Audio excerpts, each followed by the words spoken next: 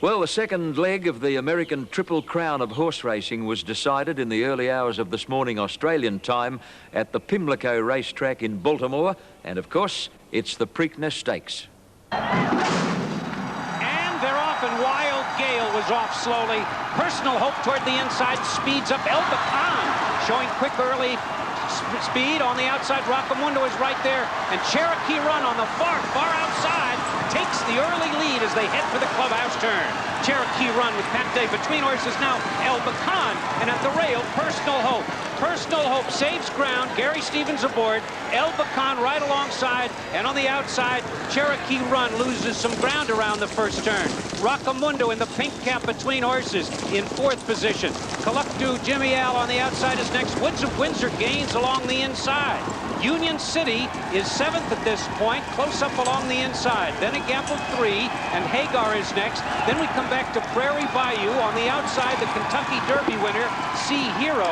And 5 lengths farther back, it's Wild Gale and 2 Wild. So as they move down the backstretch, Personal Hope still showing the way, front by a head. El Bacan pressing him on the outside. Cherokee Run in the blue cap gains in third out in the middle of the racetrack. Rockamundo is next. And Union City has pulled up. Union City pulling up at the half-mile pole. Along the outside, here comes El Bacan again to challenge Personal Hope. It's Personal Hope and El Bacan in a battle on the front end, a gap of a length and a half. And Cherokee Run is racing third. Along the inside, Rockamundo. Now there goes Prairie Bayou looking for some racing room, floating wide, and followed by Woods of Windsor on the outside and Sea Hero. And down the stretch they come. That's Cherokee Run in front by a head. Prairie Bayou on the outside charges up, and Prairie Bayou takes command. Deep in the stretch of the Preakness, Prairie Bayou in front by 3/4 of a length. Cherokee Run hanging tough, but as they come to the wire, Mike Smith aboard Prairie Bayou wins the Preakness by half a length. A big run by Cherokee Run. He finished second. He was closing again stoutly, and 3 horses far back in a photo for the show. So Prairie Bayou, in a little bit of traffic at the top of the stretch, came on. He was second in the Kentucky Derby, but he was able to hold a Cherokee Run at bay.